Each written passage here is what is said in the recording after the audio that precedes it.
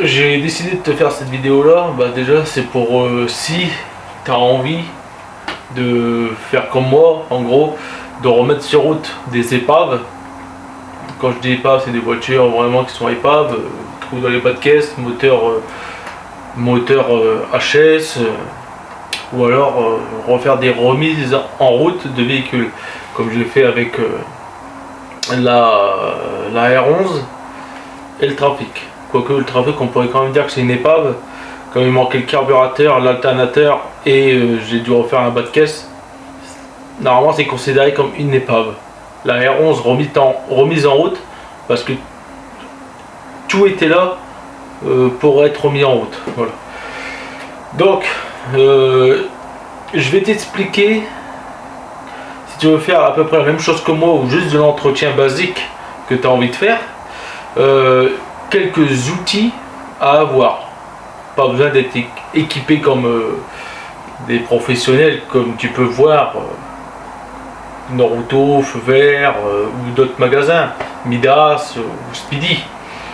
Non, ça déjà de minutes je te le déconseille, ça sert strictement à rien. Pareil, comme tu peux voir, moi j'ai pas de servante. Si tu suis mes vidéos, je n'ai pas de servante. Une servante, pareil. Si tu es dans un garage comme moi et que tu n'as pas de pont à colonne, ça ne sert strictement à rien d'avoir une servante.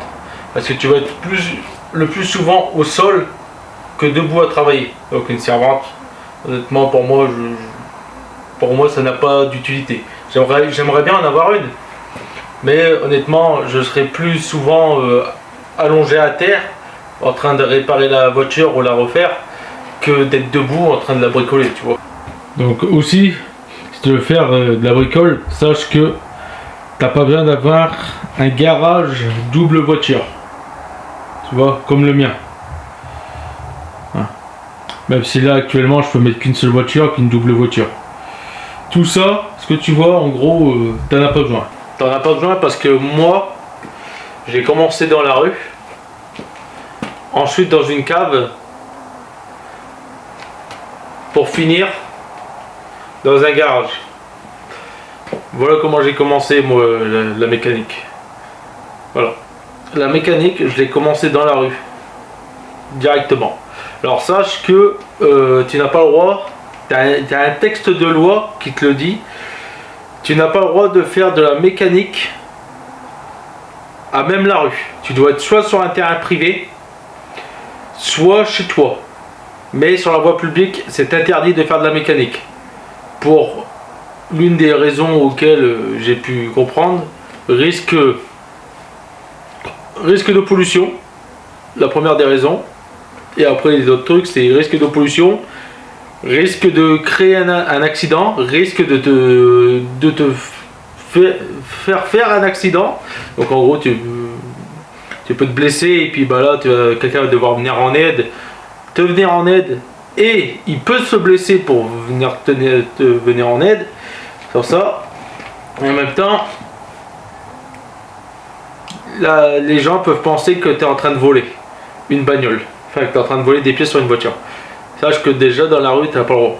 Ensuite, chez toi, pareil, il y a des trucs auxquels, normalement, tu n'as pas le droit de faire. Par exemple, un truc tout con, tu n'as, de toute façon, même dans la rue, sur la voie publique ou chez toi, tu n'as pas le droit de laver un véhicule. Voilà. La seule façon de pouvoir laver un véhicule à grande eau, c'est dans des stations de lavage. Toujours pour le même truc, risque de pollution et l'eau que tu mets sur la voie publique, tu peux créer un accident pour glissade. Une voiture peut venir et glisser à cause de l'eau, faire de l'aquaplaning ou autre. Donc voilà, sache que ça aussi, normalement, t'as pas le droit. Donc un garage, c'est bien d'en avoir parce que t'es abrité, mais sache que tu n'as pas besoin d'avoir un garage pour faire déjà de la mécanique. Ensuite, l'outillage du coup. Alors pour pouvoir faire des entretiens basiques, là je parle d'entretien, pas de réparation de voiture ou autre, de l'entretien. Pour faire de l'entretien basique, sache que tout ce que tu vois là, tu n'as pas besoin. Même si c'est un peu la table à bordel, où je claque tout et puis voilà. Sache que tu n'as pas besoin vraiment de grands entretiens. enfin de grands outils. Moi, comme tu vois là, j'ai une caisse rouge et celle-ci, c'est mes deux plus vieilles caisses que je possède. Celle-ci, je me suis monté une caisse moi-même, même si maintenant je bourre un peu tout dedans et elle n'a plus rien à voir avec ce que j'avais fait au départ. Mais celle-ci, la Kingston ou X-Kingston, celle-ci, j'ai commencé la mécanique avec ça, mais uniquement la mécanique auto. La mécanique moto, plutôt les petites cylindrées, hein, 50 cm3, j'ai commencé avec Powerflex. J'en ai déjà parlé dans une vidéo. C'est une petite boîte grise. Je sais plus où elle est. Une petite boîte grise que tu pouvais acheter il y a 10 ans. Il y a 10-12 ans chez Lidl. Et j'ai commencé la vraie mécanique avec ça. Donc dedans c'était basique. Hein. C'était une douille de 5 jusqu'à douille de 13. Avec un tournevis à main où tu pouvais mettre tes douilles. Les embouts de tournevis, tout ça. J'ai commencé avec ça, pince épilée, petite pince crocodile et c'est tout. Pince coupante. J'ai commencé la mécanique moto avec ça. Et crois-moi, ça a suffi. Ça a suffi pour faire où j'en suis maintenant arrivé. Ensuite, à mes 23 ans, j'ai eu, après mon permis, du coup un permis auto, je l'ai eu vers fin de mes 18 ans, 19 ans. En 2014 je l'ai eu, mon permis auto. J'avais toujours pas d'outils, à part la petite boîte Powerflex. Du coup je prenais déjà l'outillage de mon père, puis je faisais ça. Enfin, j'ai essayé de bidouiller de réparer, d'entretenir ma 306. Et après ma Jetta. Du coup, je me souviens, je regardais sur le bon coin, je cherchais après une clé à pipe ou à œil de 23 parce qu'il fallait que je desserre un axe de 2 roues. Et là, c'était sur la ZX TD, j'avais besoin d'une douille de 23 pour pouvoir desserrer l'axe de roue arrière pour pouvoir faire les freins à tambour. Genre de mes 23 ans, mes parents m'ont offert cette caisse. Depuis, cette caisse ne m'a plus jamais lâché. Je l'ai depuis mes 23 ans, j'ai 30 ans. Ça fait précisément 7 ans que je l'ai. Cette caisse. Depuis 7 ans, cette caisse me suit partout. Alors, il y a quoi dans cette caisse? Alors, cette caisse Kingston, on a les trucs basiques. D'ailleurs, je ne sais même pas ce qu'ils ont eu, mes parents. Je ne sais même pas combien ça leur a coûté à l'époque, sachant qu'on a été. Qu'ils avaient déjà pas beaucoup de budget. Je ne sais même pas combien ça leur a coûté. Voilà.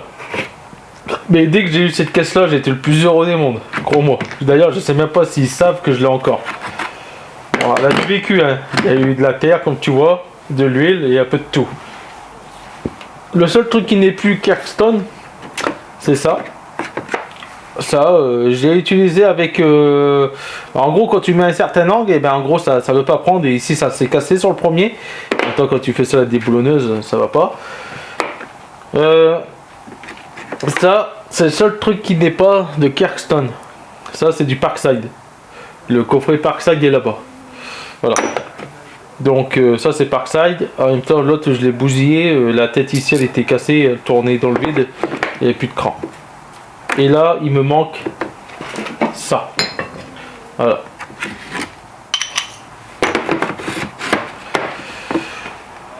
Donc, toutes les autres douilles sont sont Kingston. Donc voilà, avec quoi j'ai vraiment commencé la mécanique auto. J'ai eu besoin que de ça pour pouvoir entretenir mes voitures. Que cette caisse là. Je te parle pas de clé plate, pas de clé à œil, uniquement ça. Et j'ai commencé à pouvoir entretenir mes autos avec ça. C'est-à-dire vidange, filtre à huile, les freins, uniquement avec ça. Tu vois, les entretiens basiques. J'ai fait que avec ça. Là, il me manque un truc. Là, tu vois, je les ai jamais utilisés, ils sont rouillés. Ici, il me manque quelque chose. C'est les mêmes embouts que ça, mais en cruciforme et en clé plate, en tournevis plat. Après, il me manque ici un embout. Et j'ai deux embouts qui sont foirés que je devrais remplacer, ce qui est tout à fait normal. C'est les Torx. Les Torx là, ici ils sont vrillés avec des vis. Alors je sais même pas quel emplacement ils vont. Moi j'ai remis comme ça ou ça. Donc les Torx. Et là j'ai un cruciforme qui est cassé. Donc lui me sert plus à rien. Et ici c'était un Torx que j'ai réussi à casser avec une vis qui maintenait un disque. Ouais, l'embout il s'est cassé dans la vis du disque. Voilà. Et là ici il y avait des petites BTA qu'il n'y a plus.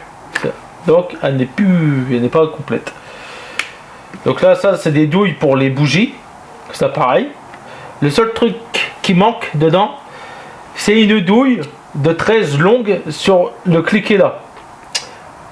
Et pareil pour les autres trucs. Donc ça je ne suis jamais servi de ça. Tu iras déjà très très loin dans la mécanique. Peut-être qu'un jour tu arriveras là où j'en suis. Donc une mallette, ça partout où je vais pour acheter une voiture ou faire de la réparation sur les voitures de mes parents, ou qu'on m'appelle en disant je suis en panne, j'ai cette mallette là, uniquement celle-là. Ensuite, ça un marteau, des fois ça aide quand tu as une vis qui est grippée, même que tu l'as desserrée mais que tu n'arrives pas à la ressortir, tu tapes dessus en gros pour la chasser de son côté, enfin de son emplacement. Ça c'est des vieilles pinces électriciens. Ça vient de mon père, qui soit il l'a oublié, que je lui avais pris, ou soit en fait il me l'a donné. Je me souviens plus. Donc ça c'est une vieille pince électricien. Donc moi je m'emmerde. Alors j'ai des pinces pour dénuder des câbles, mais je n'arrive pas à dénuder les câbles avec les pinces à dénuder les câbles. À chaque fois j'arrache le câble, à chaque fois. Donc moi j'ai appris avec ça et ça restera toujours avec ça. Pince coupante, je dénude le câble, je viens mettre la cosse et ici je viens sertir. Hop. Et avec ça j'en ai largement assez. J'ai pas besoin d'autres trucs, de griffes ou enfin de pinces à dénuder des câbles. De toute façon j'y arrive jamais. Il y a trop de trucs dessus. Ça c'est simple, c'est universel. Voilà. N'importe quel câble avec ça, je le dénude et je le sertis.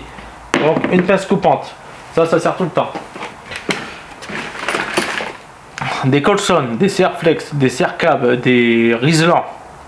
Ça, de toute façon, un bon réparateur a au moins réparé quelque chose avec ce type d'instrument. C'est impossible qu'un mécanicien ne t'ait jamais dit. Moi, j'ai jamais réparé quelque chose avec un Colson. Donc Colson, obligatoire. Une bouteille d'eau pour toujours te réhydrater, c'est très important. Surtout en forte chaleur quand tu es dans une casse et que tu es dans la bagnole qui n'a pas été ouverte depuis au moins 3 ans et que tu vas dans la bagnole, c'est un vrai four. Des gants, parce que pas plus tard que tout à l'heure, je me suis blessé. Ici. Mais j'avais les gants. Le problème, c'est que l'outil, il est passé entre le gant et mon pull. Voilà. Une paire de gants, ça peut toujours servir. Et puis aussi, ça évite d'être blessé, d'avoir les mains sales en permanence. Une fois que là, tu as déjà attrapé un petit niveau et que là, tu veux aller un peu plus loin. Faire par exemple de la distribution, de l'embrayage.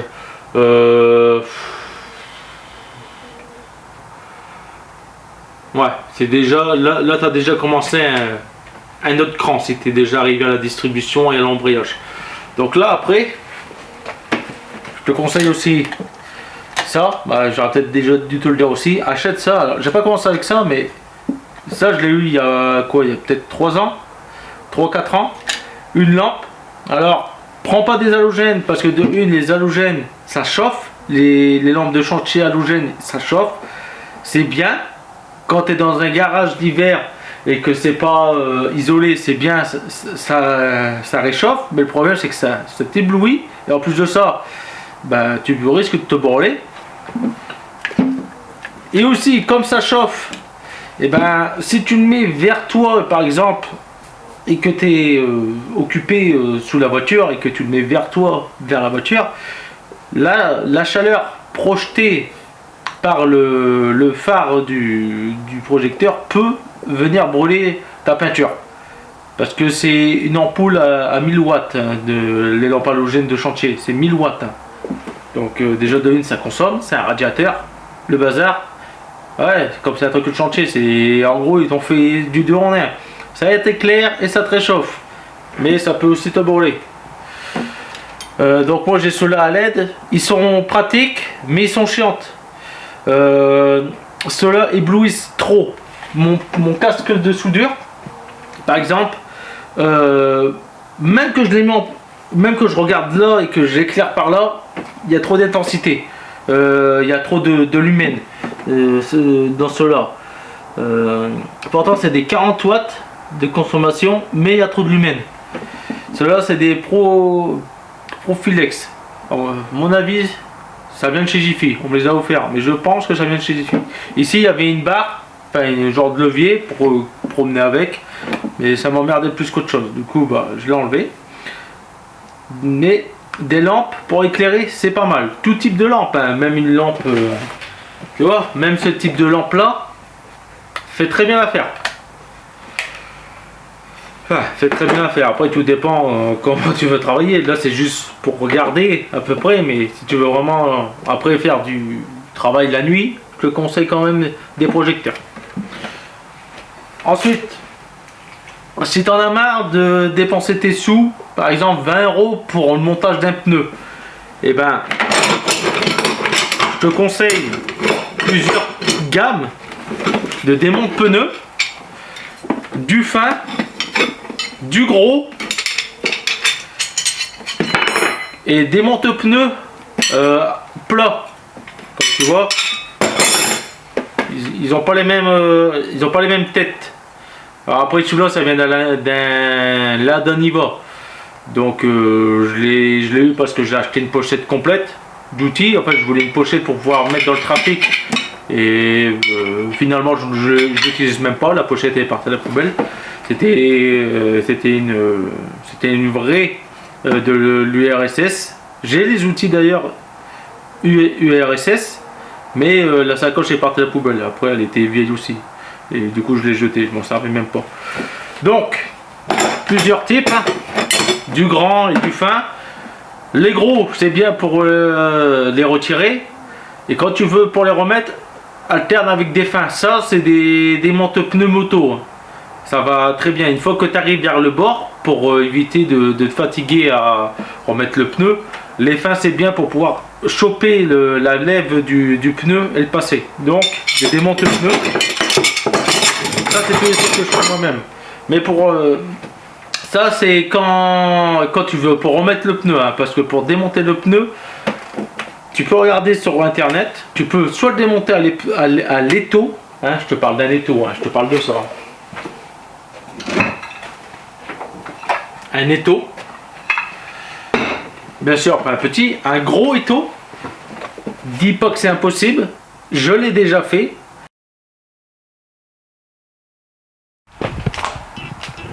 Bon, j'ai évité de faire une vidéo trop statique parce que sinon ça va vous faire chier.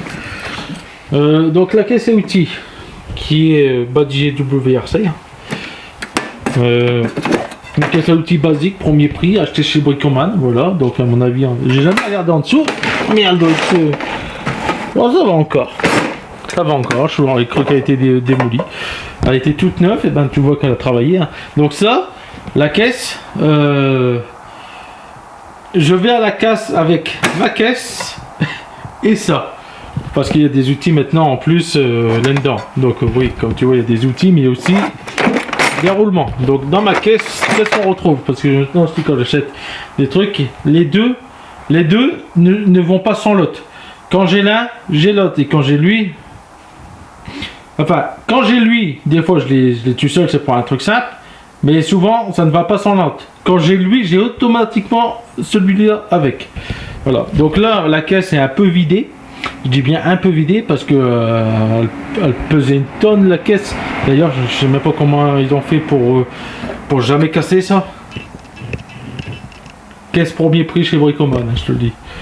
Donc voilà. Donc dedans, bah, il y a des bougies. Hein, des fois quand je veux faire des tests. Donc je mets la bougie dedans.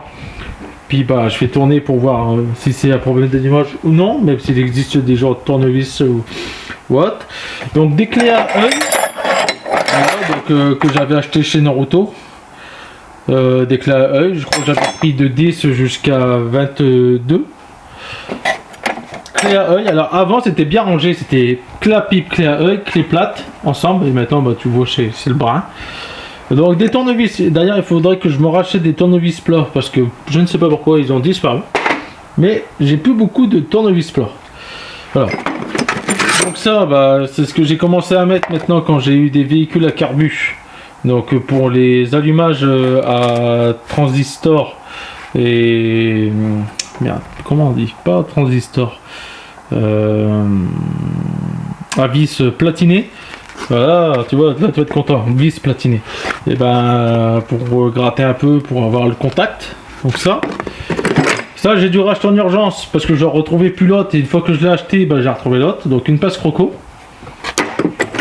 Ça c'est des clés multi trucs. Ça c'est bien quand tu as le pas de vis, enfin le pas de, tu vois là, ici. Ça, c'est foiré. Bon, bien sûr, pas sur des bougies parce que t'as pas la place avec le pied de bougie. Et tu viens dessus. Hop. Tu viens dessus et puis tu peux venir. Regarde, comme là, par exemple. Là, ça prend la caisse, tu vois. Pourtant, ça arrondit. Et ben, au moins, tu peux remonter. Donc ça, c'est bien. Ce genre de truc quand t'as la tête qui est foirée, qui est ronde. Tu vois. Comme sur là par exemple. Oui, ben mon truc il fait pas le focus. Tu peux m'excuser. Ça c'est un tournevis plat d'électricien que je me suis servi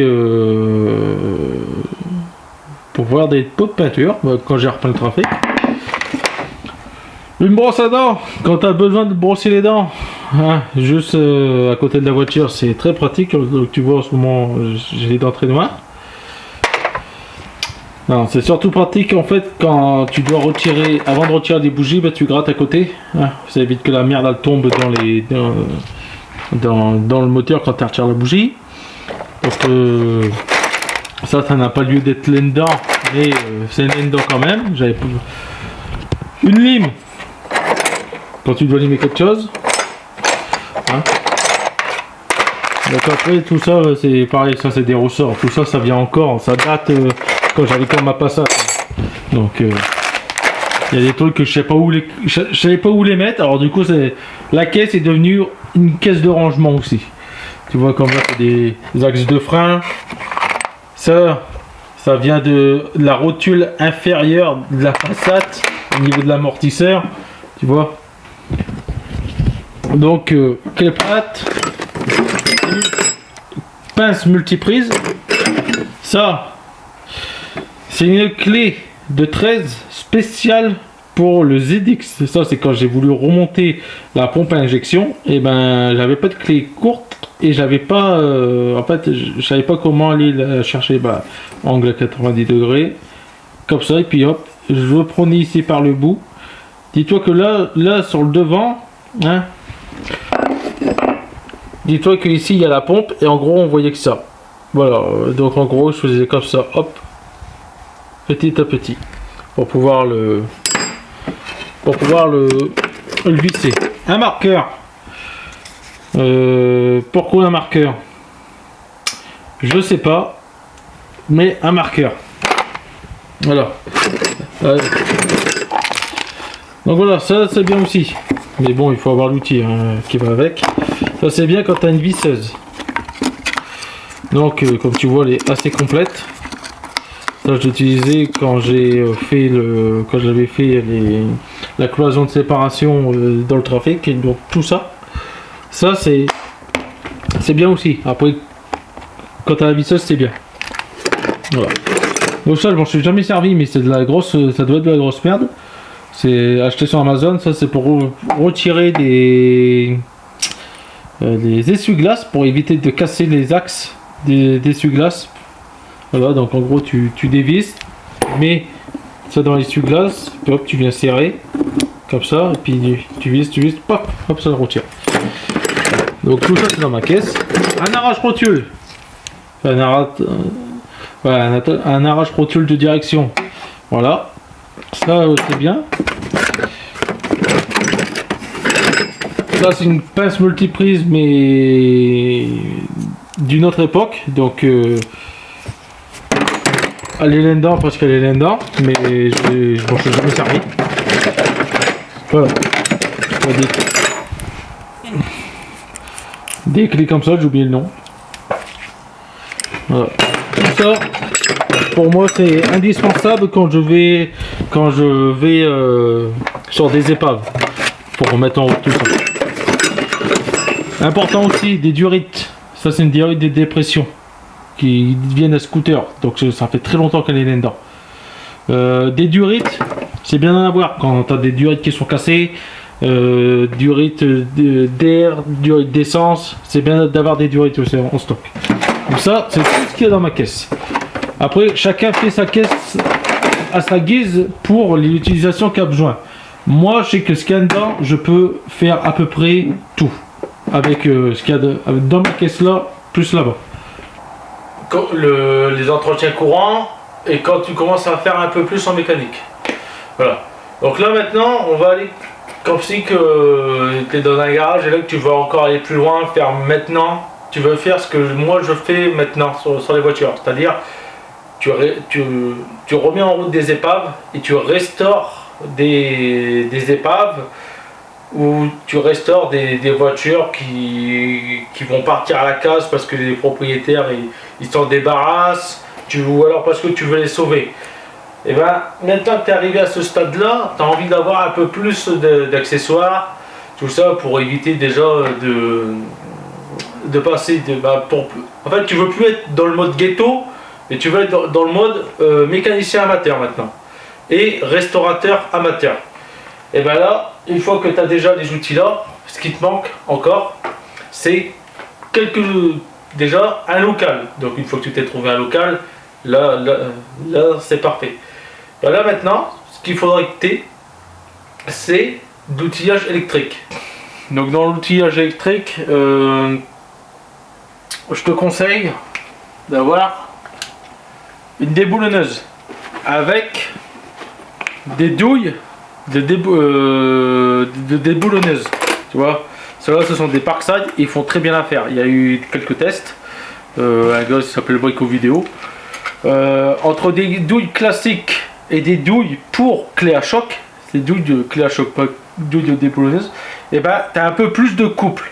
Voilà. Et même moi, je l'ai senti parce que on trouve par exemple la caisse que je t'ai fait voir, la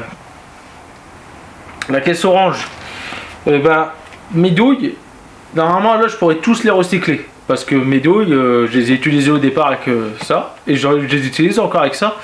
Le problème c'est que l'intérieur des douilles, il est arrondi. Il est déjà arrondi dedans, mais les douilles pour clé à choc, l'intérieur il n'est pas arrondi. Tu vois, les coins ils sont pas arrondis, ils sont vraiment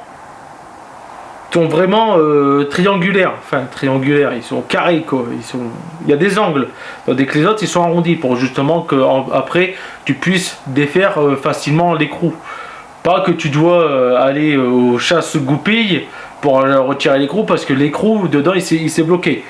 Donc ça, il y a un peu plus de couple quand tu veux démonter par exemple une roue, parce que des fois alors démonter une roue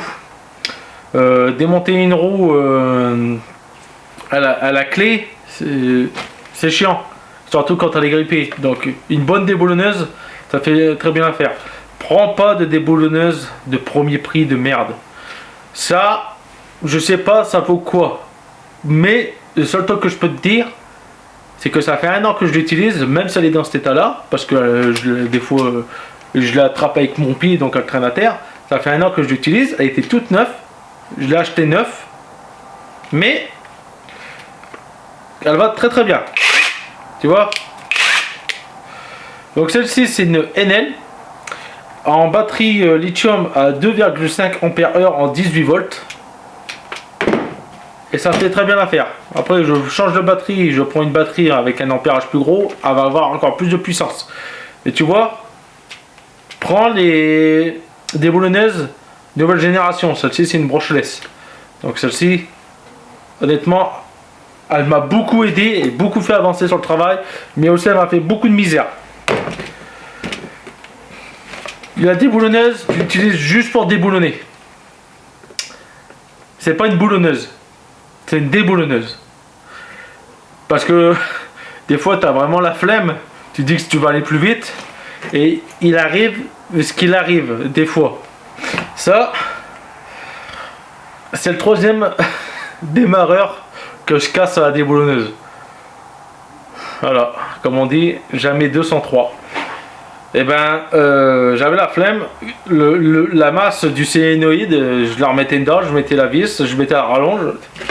Déboulonneuse NL pour aller plus vite, ouais, effectivement, pour aller plus vite, en acheter un autre. Voilà. Donc je dois le faire réparer. En plus, celui-ci fonctionnait. Et tu sais c'est lequel celui-là? C'est le démarreur du rapide. Il fonctionne, mais j'ai cassé le solénoïde avec la déboulonneuse. Donc tu l'utilises uniquement pour déboulonner et pour reboulonner les roues. Voilà. Après, pas forcément nécessaire si tu fais que de la mécanique, mais si tu fais par exemple de l'utilitaire aussi, que tu veux faire de l'aménagement, une visseuse. Donc celle-ci, elle fonctionne très bien. Visseuse, percussion et forage.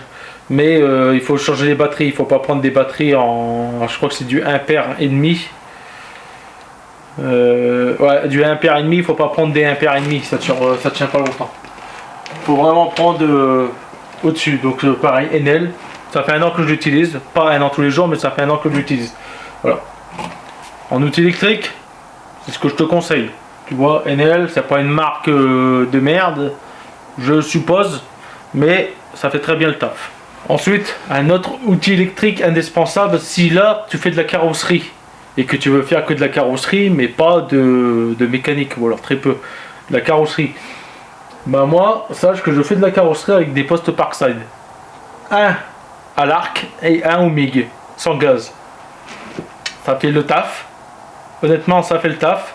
Une fois que tu as appris et que tu sais souder, mais que tu n'as pas les moyens d'investir dans un poste à 300 ou 600 balles à gaz, les Parkside font très bien le taf. Par contre, je pense que tu n'auras jamais, et je suppose même, et c'est certifié, tu n'auras jamais le même résultat de perfect avec un poste à gaz sans gaz. Dans le métier où je suis actuellement, je fais de la soudure aussi. Je soude avec un poste à gaz qui n'a rien à voir avec ça. C'est vraiment un gros poste avec un gros générateur. C'est la marque du poste, c'est un Sabé Air Liquide. À moins que c'est eux qui le fournissent. Et au gaz, argon plus CO2 dans les bouteilles. Et quand je soude l'alu, c'est Arcal, non c'est même pas Arcal, ça c'est la bouteille, enfin bref, je sais pas il y a quoi comme gaz dans celui-là de l'alu, j'ai pas encore regardé, mais je sais que soudé à l'argon et au CO2, l'acier, ça n'a rien à voir, les soudures sont beaucoup plus belles, une fois que tu as appris à souder, c'est génial. Putain, même moi je me suis dit putain, mais je vais m'acheter un poste à gaz parce que les soudures ils sont magnifiques, c'est beaucoup plus simple. Une fois que le poste est bien réglé et tout, ça va nickel. Le défaut de celui-ci, de Parkside, c'est que tu peux régler uniquement la vitesse de déroulement du fil qui lui-même est déjà programmé pour une certaine intensité. Comme là actuellement je suis en train de refaire une saxo, et je peux pas augmenter l'intensité, donc du coup je sais même pas s'il y a bien de la pénétration avec le fil. C'est ça le truc. Et là le MIG, l'arc, en gros lui c'est 1,6, 2 et 2,5. Je peux aller au-dessus mais ça va pas avoir le même effet. Je peux aller en dessous mais le poste sera beaucoup trop puissant pour la baguette de 1 par exemple. Et ça va faire de la merde. Du coup, comme tu vois, moi je suis équipé en Parkside, donc masque, cagoule, Parkside, ça fait le taf pour ce que je fais.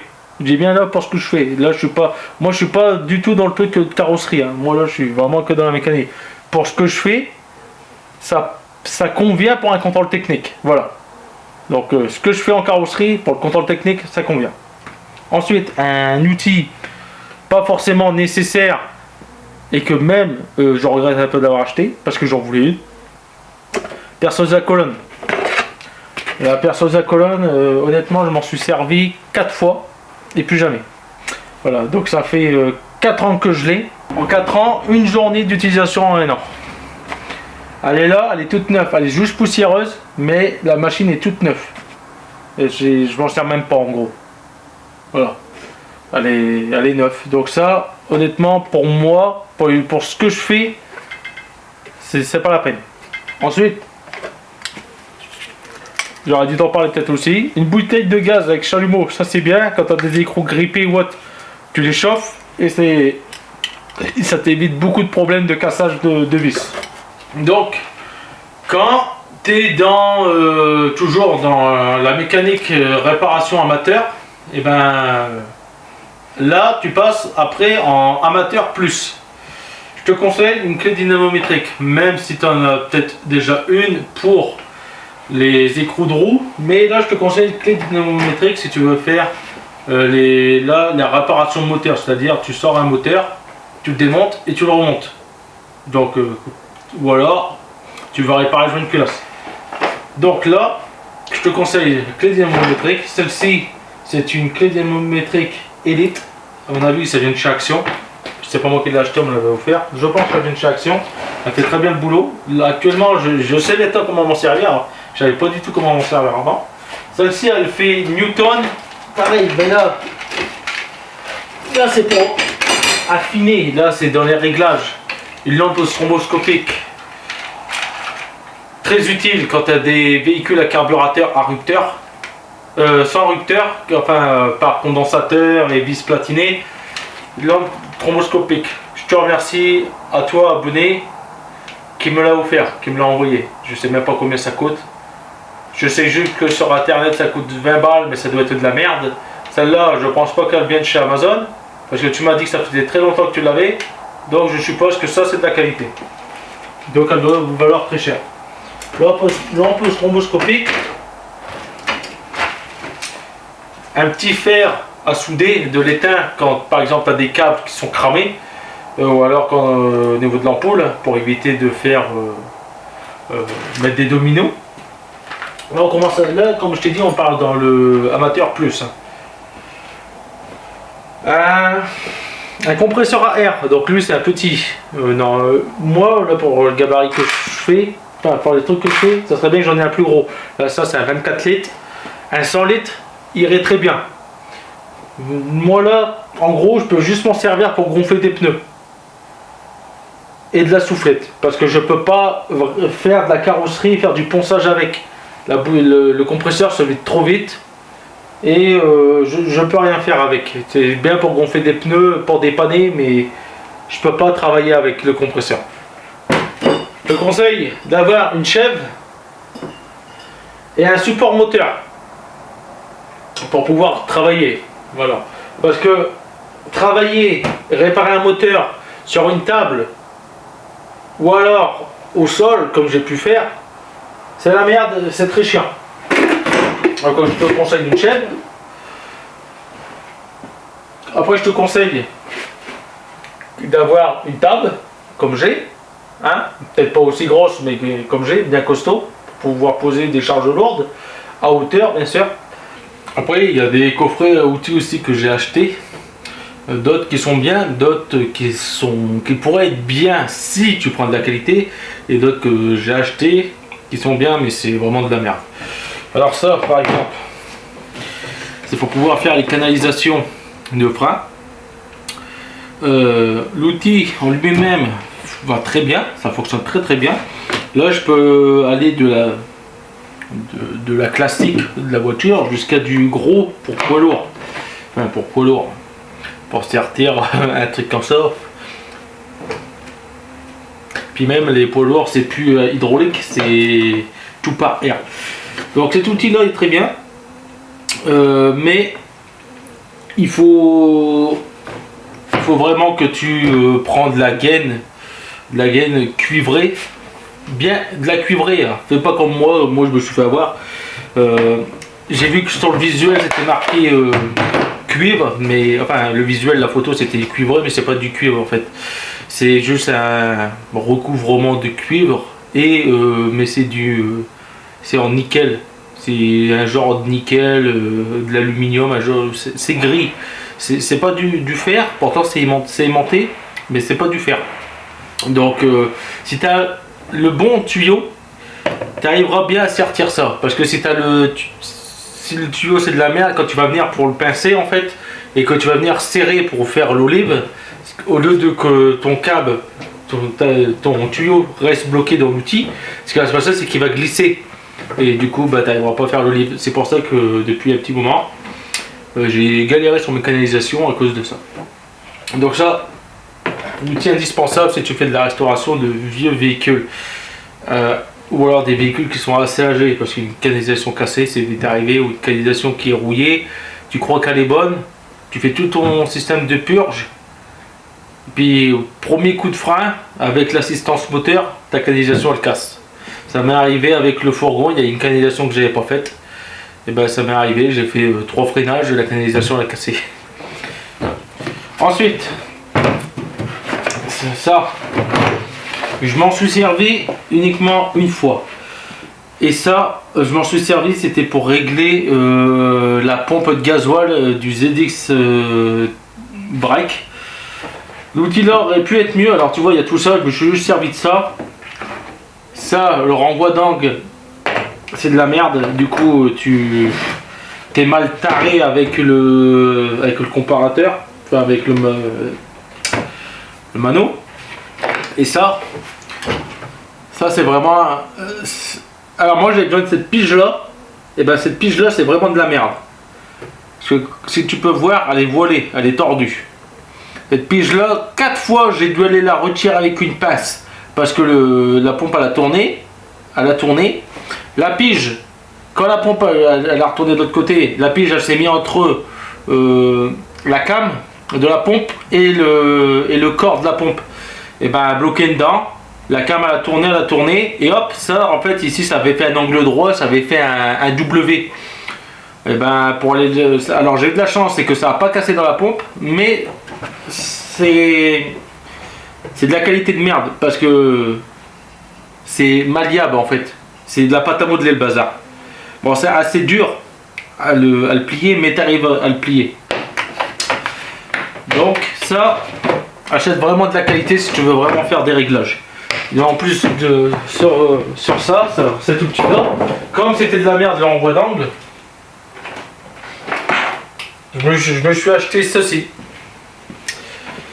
Ça, bah du coup c'est un renvoi d'angle magnétique. Voilà. Donc là je vais le mettre sur on. Là il est magnétique.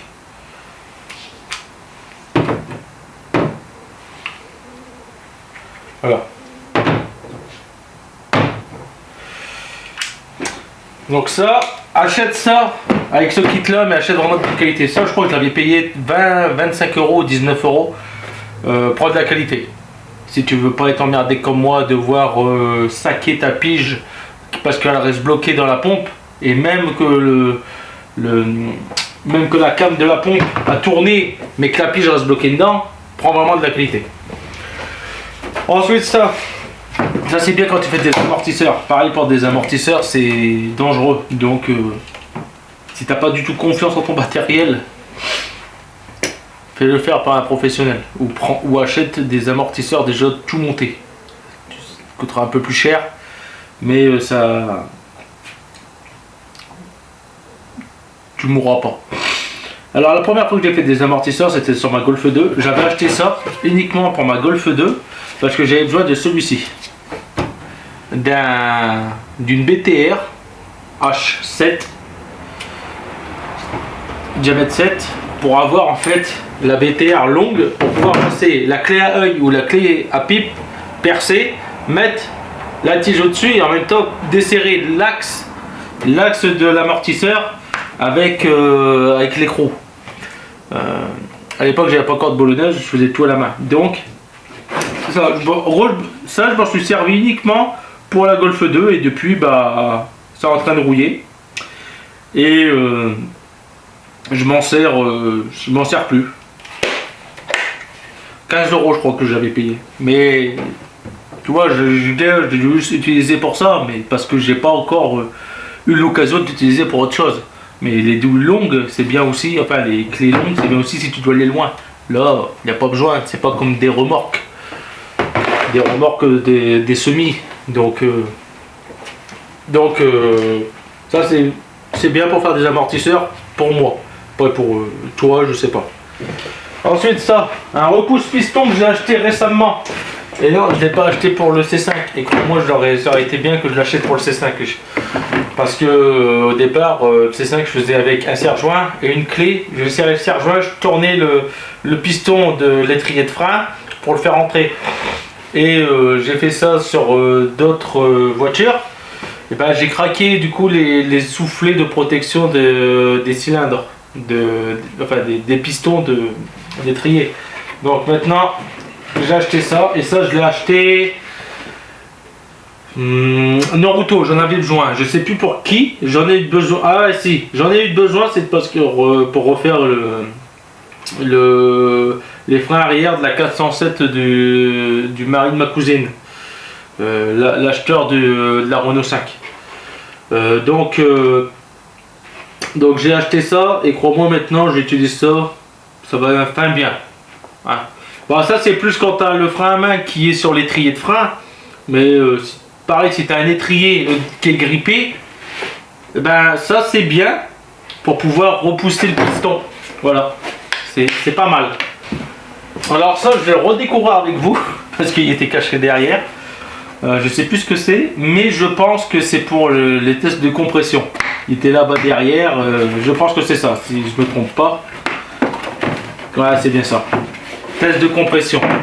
Je vais le marquer dessus pour que je me rappelle. Test de compression.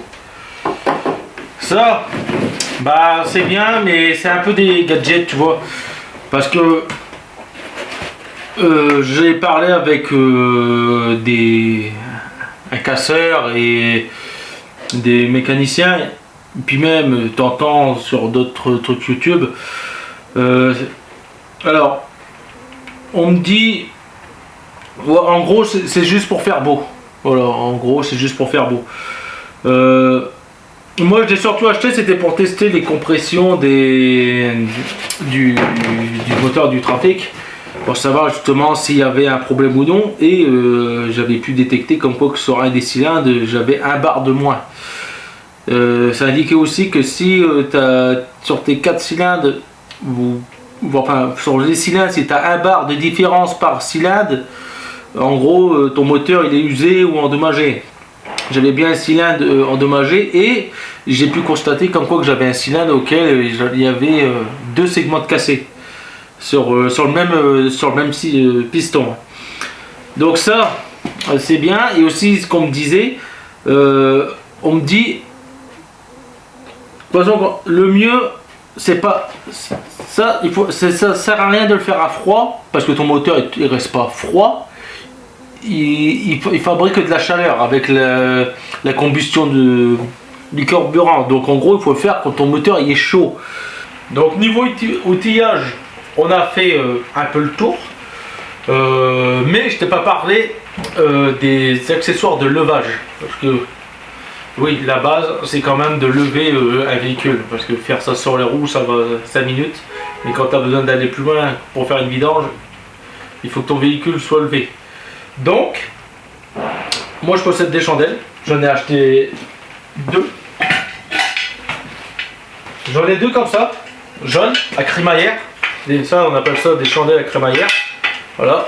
Donc au moins, une fois que tu le lèves, elle peut pas redescendre. Tu mets la goupille de sécurité et pour la faire descendre, le levier. Ceux-là sont beaucoup plus sécurisantes que... Enfin, je m'en suis servi. Hein. J'en ai 4 des comme ça. 2 que je vois encore, 2 autres qui doivent être premiers quelque part. Donc ceux-là, bah, voilà, c'est un tube. Et tu viens mettre une goupille. Voilà. Le problème, c'est que des fois, quand tu es arrivé en haut avec ta manivelle ou ton cric pour le lever, bah, t'as pas le bon ajustement. Donc soit tu mets une cale, ce que je déconseille, soit tu fous une grande planche en dessous pour le rehausser. Donc celles-là, ce sont des vieilles, c'est Ultimate Speed. Donc ça, tu les trouvais chez... tu les trouves V et peut-être tu les trouves encore chez Lidl. Mais ça, c'est Ultimate Speed, ça vient de chez Lidl. Il y a eu une modification, parce que moi, j'ai que des trous de ce côté-là, mais il y en a eu des autres, justement, pour problème de hauteur. Il y a eu des trous de l'autre côté. Donc en gros, tu pouvais le mettre soit comme ça, soit comme ça. Mais tu avais plusieurs réglages. Voilà, c'est ça le truc. Donc ceux-là, moi je l'utilise quasiment plus. Honnêtement, je les utilise plus, quoique peut-être pour le fourgon la dernière fois, mais c'est tout. Maintenant j'utilise les crémaillères, enfin les chandelles jaunes. Ceux-là. Donc après pour tout que de levage, donc je peux pas t'en faire montrer parce que j'en ai plus, j'ai plus de cric hydraulique. Il me reste que les crics des voitures pour lever les voitures, mais je n'ai plus de cric hydraulique. Donc je te déconseille le cric hydraulique que tu trouves à Lidl. Pareil, Ultimate Speed, à moins que ce soit Silver Price, mais ne prends pas le cric hydraulique de chez Lidl. Il soulève 2 tonnes, c'est plus ou moins 2 tonnes. C'est pas 2 tonnes, c'est plus ou moins 2 tonnes. Soit tu peux lever un peu plus, soit tu peux lever moins de 2 tonnes. Je l'ai utilisé pour le fourgon. Bah déjà je peux pas l'utiliser pour mon fourgon, il est trop bas. Je peux pas l'utiliser. Je l'ai utilisé pendant 4 ans. Il fuyait pas, mais il n'y avait plus de force. Je levais, le véhicule redescendait. Donc il n'y avait plus de force dans le cric. Mais si tu veux vraiment faire du truc où j'en suis arrivé maintenant, investis vraiment dans un bon cric. Un cric fin et un cric gros, ça peut t'aider, les deux. Certes, ça dépasse les 150 € pour un bon cric de levage, mais je te déconseille les petits crics de chez Parkside parce que tu vas faire comme moi au départ, tu n'auras pas de chandelle ou alors tu auras la flemme de mettre des chandelles. Ce que tu vas faire, c'est que tu vas lever la voiture avec le cric et tu vas travailler la voiture avec une roue en moins et le cric uniquement qui maintient la bagnole. Le problème du petit cric que je possédais avant, le rouge, c'est qu'il est petit.